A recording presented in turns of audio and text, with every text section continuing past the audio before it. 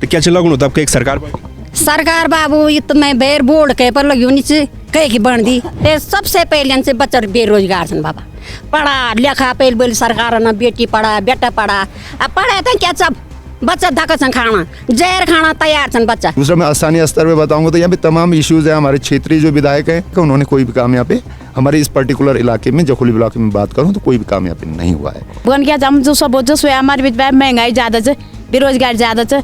अब खेती बाड़ी में सुंगुर नहीं रखना, बांधर नहीं रखना, कुछ नहीं रखना, खेती बाड़ी करी तब क्या करनी बांधर को सुंगुर चैन हम तब पहले के हुए सरकार तय बढ़ने जैन हॉस्पिटल में सरकार तय बढ़ने जैन हम लोग को गरीब लोग को देखने।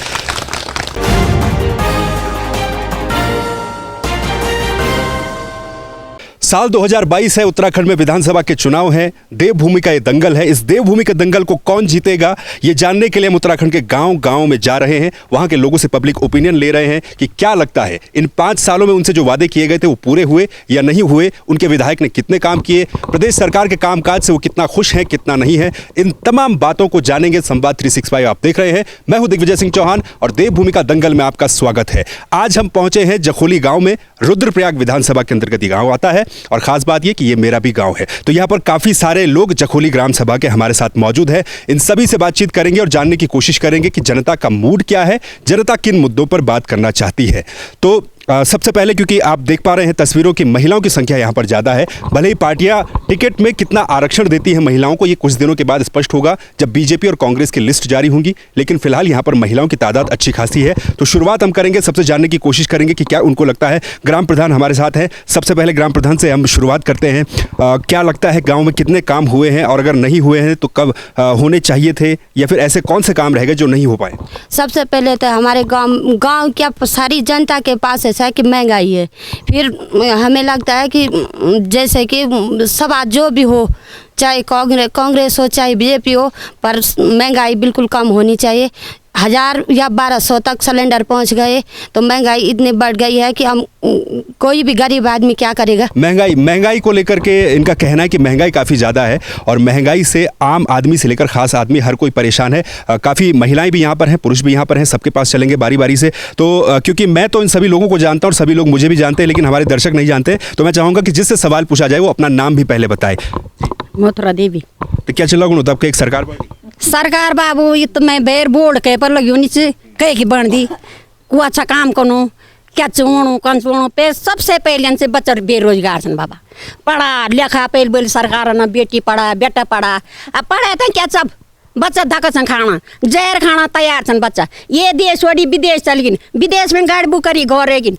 तुम ये बोला तुम बच्चों क्या हो हम अपनी जिंदगी तो ठेली चाहे हमन माटो कोरी निवे भूकरेन तीसरेन हमन तो कह बा पर यूँ बच्चों क्या होना भी महंगा में। अब तो मैंने बोला अच्छा जन पिछली बार जब सरकार बनी, सरकार बनते वक्त बहुत नेता है बोलिया वादा करी बोल कि यू भी कर दियो सू भी कर दियो यू भी कर दियो सू भी कर दियो। क्या चला कति काम हुए कति नहीं हुए? बाबा मैं तो बहुत दूर सुनो तक ना रोड से न तक होता पानी से न तक बिजली चाहिए सौर जब प्लेट सन बालू कार्य अपना माँ अपन से भी नहीं छन तो हम अंधेरा में छा बाबू जंगल तो ये थे मैं नहीं जानता हमारे को क्या हुए रोजगार क्या ना के पास हुए को बजट है चुकू खाए चुकू जे सुर कुछ नहीं हुए ते मैं नहीं जान हमारा बिल्कुल। तो आम आदमी को आम आदमी को मतलब है कि उसका जो जीवन है वो कितना इजी हुआ, कितना सरल हुआ है। महिलाओं के पास फिर से जाएंगे, जेंट्स काफ़ी सारे यहाँ पर हैं। क्या आपको लगता है कि कौन से मुद्दे हैं जो कि हावी रहने चाहिए, जिन पर बातचीत होनी चाहिए, खासतौर पर आपकी विधानसभा के? मैं विक्रम सिंह चौहान। सरकार चाहे कोई भी आए, चाहे भारतीय जनता पार्टी आए, कांग्रेस आए, सरकार तो आती और जाती रहती है। काम का मुद्दा बताया जाता है, बोला जाता है, पर लेकिन होता कुछ नहीं है। उसमें ऐसा है कि आया ये यहाँ पे होगा, वो अपने आश्वासन दे देते हैं, लेकिन कार्यक्रम कुछ नहीं होता। महंगाई इतनी है कि खाने के लिए लाले पड़ जाते हैं, कोई ये नहीं है उस पर। तो इनका कहना है कि महंगाई काफ़ी ज़्यादा है, वो एक बड़ा इशू है, और उसके अलावा आश्वासन काफ़ी सारे होते हैं लेकिन उन पर काम नहीं किया जाता है। क्या लगता है क्यों आश्वासन जो दिए जाते हैं हर 5 साल के बाद वो पूरे नहीं हो पाते होंगे? मैं नरेंद्र सिंह चौहान जखोली से। पहले तो धन्यवाद आपके संवाद 365 को जो आप यहाँ तक हमारे गाँव पहुँचे।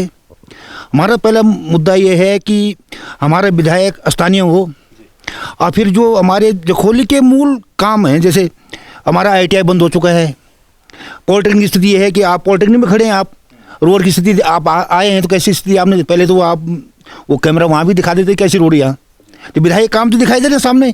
तो ये हम चाह रहे हैं चाहे भाजपा का हो चाहे कांग्रेस का, हमारा कांग्रेस भाजपा से कोई मतलब नहीं है, विधायक हो क्षेत्रीय हो बस। इनका कहना है विधायक हो क्षेत्रीय, और मुद्दे इन्होंने गिनाए हैं ITI कॉलेज का, सैनिक स्कूल भी एक जब हरक सिंह रावत यहाँ पर थे तो उनके समय पर बातचीत छेड़ी गई थी। उसके अलावा मैं चाहूँगा कैमरामैन साहब यहाँ पर दिखाएं, ठीक इसके नीचे यहाँ पर पॉलिटेक्निक कॉलेज है, और पॉलिटेक्निक कॉलेज की बिल्डिंग यहाँ पर एक लंबे जद्दोजहद के बाद बनकर तैयार तो हो गई, लेकिन इस बिल्डिंग के आज मायने क्या है, यहाँ पर कितने स्टूडेंट पढ़ते हैं, ये अभी भी बड़ा सवाल बना हुआ है। क्या लगता है क्यों नहीं हो पाए होंगे काम? मैं खुशहाल सिंह चौहान, जखोली और ब्लॉक मुख्यालय जखोली से। सबसे पहले तो मैं संवाद 365 की पूरी टीम को आपको धन्यवाद देता हूं कि आपने जहमत की हमारे गांव तक पहुंचे, और यहाँ पे तमाम मुद्दे हैं। पहले मैं अगर थोड़ा वाइड इश्यूज़ में जाऊं तो सबसे पहला परसेप्शन जो अलग राज्य को लेकर था, किसी भी तरह से कोई भी अपेक्षा किसी की पूरी नहीं हुई है। पलायन को लेकर सबसे बड़ा जंग उस समय एक बड़ा मूवमेंट चला था कि भाई यहाँ से पहाड़ों से जो है पलायन खत्म हो। तो पलायन का सीधा संबंध रोज़गार से है। निहायत मतलब जाहिर सी बात है कि युवाओं को रोज़गार नहीं मिला तो पलायन आज भी बदस्तूर जारी है, बल्कि कुछ ज़्यादा तादाद में और ज़्यादा मात्रा में है। एक बड़ा इशू ये है महंगाई। तो मुझसे भी पहले जिन लोगों ने आपने जिनको भी इंटरव्यू किया उन लोगों ने बताया महंगाई एक बड़ा मुद्दा है। दूसरा मैं स्थानीय स्तर पर बताऊँगा तो यहाँ पे तमाम इश्यूज़ हैं। हमारे क्षेत्रीय जो विधायक हैं, स्थानीय जो विधायक है, उन्होंने कोई भी काम यहाँ पे हमारे इस पर्टिकुलर इलाके में जखोली ब्लॉक में बात करूँ तो कोई भी काम यहाँ पे नहीं हुआ है। कोई भी सृजनात्मक काम नहीं हुआ है, सड़कों पे काम नहीं हुआ। एक मामूली बात यहाँ पे एक सड़क पे काम चल रहा है, और गुणवत्ता की बात अलग है। मैं वो गुणवत्ता में अभी नहीं जाऊँगा, बहुत वाइड, बट अब यहाँ पे आप अच्छा, विधायक तो यहाँ के कहते हैं कि सड़कों का काम काफ़ी ज़्यादा हुआ है, शिलान्यास लोकार्पण उनके तमाम जो सोशल मीडिया प्लेटफॉर्म है वहाँ पर अपडेट होते हैं। आप जखोली ममनी मोटर मार्ग को अभी देख लीजिए, उसकी जो गुणवत्ता है, तमाम लोगों ने वहाँ पे स्थानीय लोगों ने गुणवत्ता पे सवाल उठाए हैं। डामरीकरण की जो गुणवत्ता है या वहाँ पे जो स्टोन सोलिंग की जो गुणवत्ता है वो एक महत्वपूर्ण सवाल है। लोग समय समय पर संबंधित ठेकेदार को चेताते रहे, लेकिन गुणवत्ता में कोई मतलब सुधार नहीं हुआ। ये एक बड़ा इशू है जो विधायक जी के द्वारा एकमात्र जो सड़क यहाँ पे स्वीकृत की गई उसका जो चौड़ीकरण हुआ, चौड़ीकरण भी मानव के अनुरूप नहीं हुआ है, एक चीज़। दूसरा यहाँ पे CHC जखोली है, तो उसकी स्थिति आप देख सकते हैं, वहाँ पे कोई भी स्टाफ नहीं है।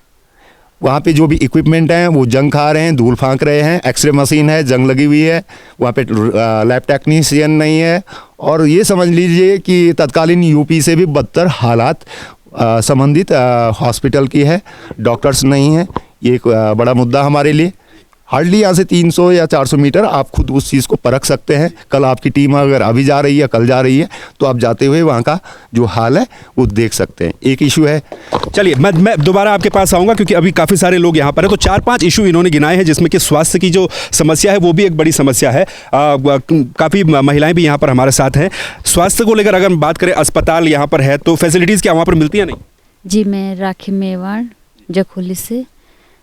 बस यहाँ हॉस्पिटल में कुछ ज़्यादा सुविधाएं नहीं है, ना तो यहाँ अल्ट्रासाउंड वगैरह कुछ होता है, सीधे रुद्रप्रयाग जाना पड़ता है, तो यहाँ की औरतों को बहुत दिक्कत होती है, इसलिए बहुत सारी परेशानियाँ उठानी पड़ती है।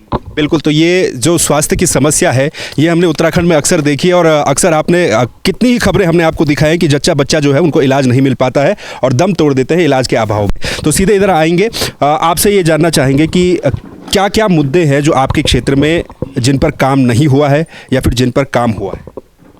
काम तो मैं कुछ नहीं देख पा रही हूँ इस पंचवर्ष योजना में। अभी तो कुछ नहीं दिखाई दे रहा है। गांव जैसा का तैसा है, बच्चे हमारे बेरोजगार हैं, खेती बाड़ी भी कुछ नहीं है। सुअर जंगली जानवर सफाई कर दिया और बंदरों ने सारे खेत में वो कर दिया। सारे ऐसे अस्त व्यस्त हैं, कुछ नहीं है। सरकार आती है, आश्वासन देती है, चले जाते हैं, हम ये करेंगे वो करेंगे, झूठा वादा करके चले जाते, निकल जाते हैं। बिल्कुल, तो इनका कहना है कि सरकारें आती हैं, आश्वासन देती है। खेती बाड़ी को लेकर के एक और सवाल पूछा गया था। जी, मैं श्रीमती बीना देवी जखोली से। जी, गांव में महंगाई बहुत है। ये बंदर खेती करते तो बंदर खा जाते हैं, ये सुअर है बहुत ज़्यादा। और महिलाओं को कुछ काम दो और युवाओं को भी काम दो। धन्यवाद जी। क्या महिलाओं की क्या समस्या है यहाँ पर? मेरा नाम है सुभद्रा मेवाड़। हमारे घर में बहुत परेशानी है, बंदर बहुत ज़्यादा है। अब वो सारे सुंगर सौर खाद देते हैं, सारे धरती वो कर रखी है। हमारे बच्चों के लिए कुछ नहीं है। यहाँ पे बोला पॉलिटेक्निक बनाओ, एक एक लड़के नौकरी लगेंगे, तो वो भी नहीं लगाई। चाहे जितनी गुंजाइश होगी ना, जो जितना पढ़ा लिखा होगा वो ऐसे लगाने चाहिए। बिल्कुल, तो इन्होंने पॉलिटेक्निक का एक इशू जो रेज किया है, पॉलिटेक्निक कॉलेज के लिए दान में पूरी ज़मीन दे दी गई, लेकिन उसके बाद ग्रामीणों को क्या मिला? क्योंकि पॉलिटेक्निक का काफ़ी सारे लोग यहाँ पर कह रहे हैं कि ज़मीन यहाँ पर दी गई थी, लेकिन उसके बाद यहाँ के लोगों को उसका कुछ नहीं मिला। मैं श्रीमती समा देवी चौहान, ग्राम जखोली से। तो जैसे कि आप कह रहे हैं कि पॉलिटेक्निकल में, तो पॉलिटेक्निकल सबसे बड़ी बात यह है कि हमारे गांव वाले कम से कम 60-65 लोगों का जो है वो भूमि दान दे रखा है। तो उस समय हमें आश्वासन दिया गया था कि आप लोग अगर भूमि दान कर रहे हैं तो हमारे एक बच्चा जो जिसकी जैसी वो होगी, क्वालिफिकेशन होगी, तो उसके हिसाब से उनके बच्चे वहाँ लगाए जाएंगे। तो वो कार्य अभी पूरा भी नहीं हुआ, और मेरे सुनने में आ रहा है कि ये पॉलिटेक्निकल हमने मतलब कितने वो हिम्मत से, कितने वो किया, लोगों ने प्रयत्न किया, तो पॉलिटेक्निकल खड़ा हुआ, मंजूरी हुई, तो उसके बाद भी सुनने में आ रहा है कि अब बंद होने की परिस्थिति में है।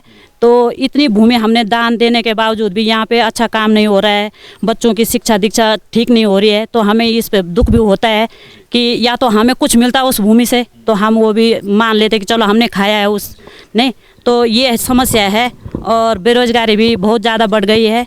तो क्योंकि हमारे जो लड़के बाहर थे वो भी बाहर से घर आ गए हैं, 2-2 साल हो गए, कोरोना से पीड़ित हैं सभी लोग, अभी भी दूसरी तीसरी लहर आ रही है, तो उससे बहुत परेशानी हो रही है, बेरोजगारी फैल गई है।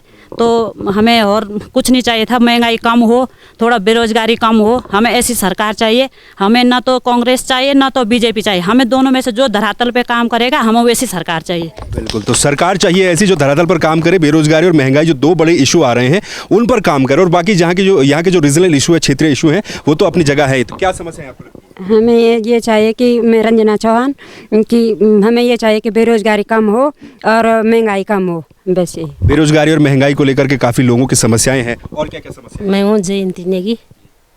सरकार बीजेपी हो या कांग्रेस है, हमें सस्ताई चाहिए। सिलेंडर 1000 रुपये पे हमारी गुंजाइश नहीं है, 200 किलो दाल हो गई, इतनी हमारी गुंजाइश नहीं है। तेल 200 रुपये किलो हमारी गुंजाइश नहीं है।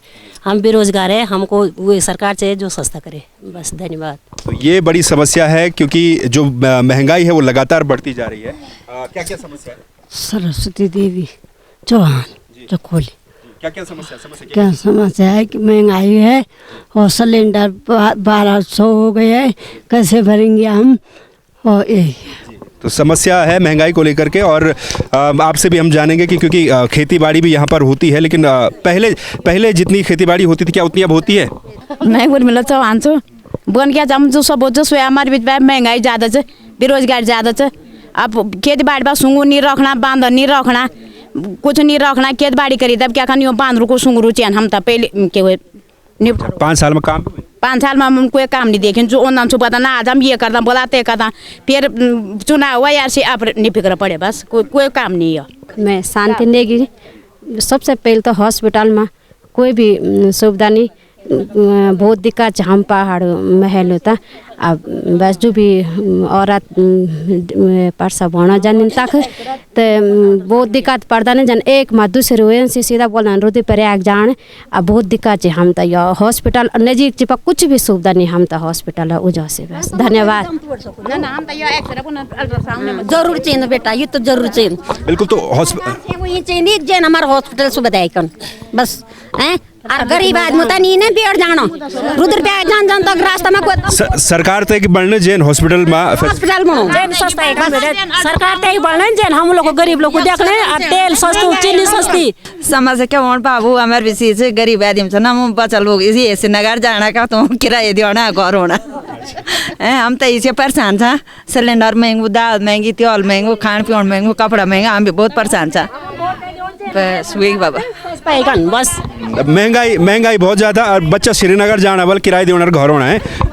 ये बार मैंने क्या बोला, गोली सब बुन ये नहीं, ये बात बुन से मैंने भी वही मैंने भी। मैं श्रीमती संध्या देवी, ग्राम जखोली गाँव। बस मेरा एक ही सवाल है कि सरकार तभी पूछती है, हम आम जनता को तभी पूछती है जब उसका काम पड़ता है, पहले क्यों नहीं पूछती है? इनका कहना है योग बोनियन से कि सरकार तब पूछ दिबल जब चुनाव होना, जब तोती काम रंग। हाँ, तो एक लड़की हमारे साथ है, युवा यहाँ पर। क्या समस्याएं हैं आपके क्षेत्र में? आपको क्या लगता है कि काम होने चाहिए या फिर अभी तक नहीं हुए हैं? क्या समस्या है? स्कूल कैसे हैं, कॉलेज कैसे हैं? सर, मैं सबसे पहले ध्यान आकर्षित करना चाहूँगी राजकीय महाविद्यालय जखोली की समस्या पे। यहाँ सबसे बड़ी समस्या ये है कि जो हमारे मतलब क्षेत्र के जो लोग हैं, बच्चे हैं, वो बाहर जाते हैं पढ़ने के लिए। अगर किसी के पास पैसे नहीं हो तो वो कैसे में अपनी पढ़ाई पूरी करेगा? मतलब कोई होता है ना, गांव में बहुत मेधावी बच्चे होते हैं तो उनकी बहुत सारी समस्याएं होती हैं, पढ़ने में वो अच्छे होते हैं पर उन्हें एक वो बैकग्राउंड नहीं मिल पाता पढ़ाई का। इस चीज़ में बात करना चाहूँगी सरकार से कि देखें और राजकीय महाविद्यालय में पीजी को और क्या विज्ञान संकाय की घोषणा जल्द से जल्द करें। अभी हुई नहीं? घोषणा हुई थी क्या? बस घोषणा हुई थी, बस वो अखबारों में हो रही है, बस हो रही है, बस उसी के तो ये बड़ी समस्या है जी जो इस बालिका ने यहाँ पर उठाई है। यहाँ पर डिग्री कॉलेज है, महाविद्यालय है, लेकिन वहाँ पर जो फैसिलिटी होनी चाहिए थी, काफ़ी साल हो गए हैं उसको बने हुए, लेकिन उसके बावजूद भी वो फैसिलिटी जो थी वो पूरी नहीं हुई। खेती बाड़ी से हम जानेंगे क्योंकि काफ़ी सारे लोग कह रहे हैं कि बंदर और सुअर की जो है काफ़ी दिक्कत यहाँ पर है। तो इस चीज़ के लिए वन विभाग की तरफ से या फिर कृषि विभाग की तरफ से किसी अधिकारी की तरफ से कभी कोई पहल की गई है कि भाई बंदर बाड़ा लगा दिया जाए, ये कर दिया जाए? नहीं जी, इसके लिए कोई पहल नहीं की गई। वो अब आते हैं, बोलते हैं, पर लेकिन कोई ये नहीं होता है, उसका एक्शन नहीं होता है। जैसा है वैसा ही बंदरों का और सुअर का इससे बहुत नुकसान होता है ज़मीन का। खेती बाड़ी करने से भी कोई फ़ायदा तो है नहीं, क्योंकि जानवर ख़त्म कर जाते हैं, उसको बर्बाद कर जाते हैं। अच्छा, चलिए, यहाँ पर कुछ युवा भी हमारे साथ हैं। बीच में 2 साल कोरोना का लॉकडाउन रहा, काफ़ी दिक्कतें लड़कों को हुई हैं। यहाँ की क्या स्थिति है गांव की? उसके बाद कितने लड़कों को वापस रोजगार मिला, कितनों को नहीं मिला? देखो, यहाँ पे मैं मनोज चौहान, यहाँ पे लॉकडाउन की वजह से प्रत्येक घर में लगभग सब बेरोज़गार बहुत सारे लोग हैं। मैं भी उसमें 2 साल से बेरोज़गार हूँ। मैं भी होटल लाइन में काम करने वाला था। ज़्यादातर लोग यहाँ पे होटल लाइन में काम करने वाले लोग हैं, तो यहाँ पे बेरोज़गारी बहुत है। तो बेरोज़गारी एक बड़ा इशू है, और क्योंकि बीच में 2 साल जब लॉकडाउन रहा तो उसके बाद सरकार ने कहा कि जो लोग वापस आ गए हैं उनके लिए काम किए जाएंगे। क्या कोई सहायता बेरोज़गार युवाओं को या फिर किसी भी तरह से किसी परिवार को मिली? नहीं, नमस्कार, मैं सज्जन सिंह चौहान। धन्यवाद संवाद 365 का।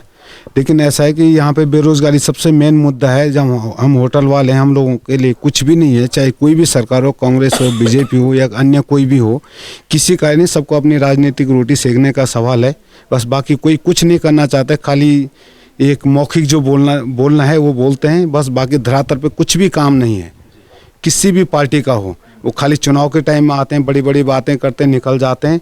वही है, हर पार्टी का वही है, चाहे कोई भी नेता हो, यही है बस मेरा। काम हुए कुछ?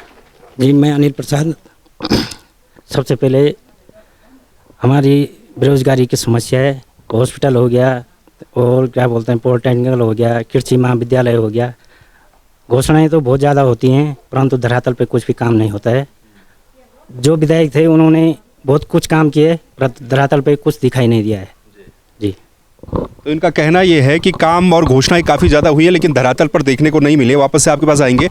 डिग्री कॉलेज को लेकर जैसा एक सवाल यहाँ पर उठाया गया, एक डिग्री कॉलेज हो गया, एक पॉलिटेक्निक कॉलेज हो गया और एक कृषि महाविद्यालय खोलने की बात की गई थी। 3 चीज़ें ये आज कहाँ पर आप देखते हैं, कहाँ तक? महत्वपूर्ण सवाल ये है कि इंफ्रास्ट्रक्चर बना देना और काफ़ी नहीं होता है। सबसे महत्वपूर्ण बात है वहाँ पे नियुक्तियों का सबसे बड़ा सवाल है। पॉलिटेक्निक हमारे बिल्कुल हल्डी यहीं सामने है, 50 मीटर की दूरी पे। तो ये सबसे ज्वलन सवाल है, ये सबसे बड़ा उदाहरण है। यहाँ पे इंफ्रास्ट्रक्चर तो चलो गांव के लोगों ने ज़मीनें दान की हैं, अब स्वैच्छिक किए हैं और ढांचा भी बन गया है, लेकिन यहाँ पे अनुदेशकों की कोई प्रॉपर नियुक्ति नहीं है। ट्रेड को बढ़ाने का कोई भी अभी तक कोई प्रपोजल गवर्नमेंट के स्तर से हुआ हो, इस प्रकार का भी कुछ नहीं है। कृषि महाविद्यालय है चिरबटिया में, वो भी वहाँ पे स्टाफ की कमी से जूझ रहा है। ITI का भी वही हाल है, महाविद्यालय जखोली का यही हाल है। यहाँ पे इस बिटिया ने भी जो बात पहले रखी, मैं उससे बिल्कुल सहमत हूँ और ज़्यादातर लोग उस बात से सहमत हैं कि मतलब ऐसा सत्य है कि जो मतलब आपके सामने दिखता है। तो ये कुछ इश्यूज़ हैं जो यहाँ के रीजनल इश्यूज़ हैं। और जैसा कि मतलब मेरे पूर्ववर्तियों ने कहा कि यहाँ पे जो वाइल्ड एनिमल का जो इशू है वो बहुत बड़ा इशू है। एज एन सोशल एक्टिविस्ट मैंने इस बात को कई बार वहाँ पे रेजअप किया है, तहसील दिवस पे मैंने किया है। जो भी यहाँ पे शिविर होते हैं आपके प्रशासनिक अधिकारी होंगे, उनके सामने मैंने ये बात रखी है, कई बार इस चीज़ को रेखांकित किया है कि भैया हमें इन बंदरों से निजात दिलाओ तो खेती बाड़ी करें। खेती बाड़ी तो आप समझ सकते हैं कि पहले के मुकाबले आज कहाँ है। बहुत बड़ा एक रकबा है ज़मीन का, आज जो है बंजर होता जा रहा है। लोग उदासीन हो रहे हैं खेती बाड़ी से, क्योंकि आपके बंदर हो गए, लंगूर हो गए, शुअर हो गए, तो कुछ भी यहाँ पे बाकी नहीं छोड़ पाते हैं, मतलब कुछ भी नहीं वो छोड़ते हैं। नुकसान बहुत बड़े स्तर पे है। तो इससे क्या है कि अगर यहाँ पे जैसे रिवर्स माइग्रेशन का जो सिगोफा सरकार छोड़ती है, सरकार सिर्फ मौखिक बोलती है, झूठ बोलती है, और बिल्कुल इसे ऐसा सत्य कह सकते हैं, ऐसा झूठ कह सकते हैं जो दिन में बोला जा रहा है।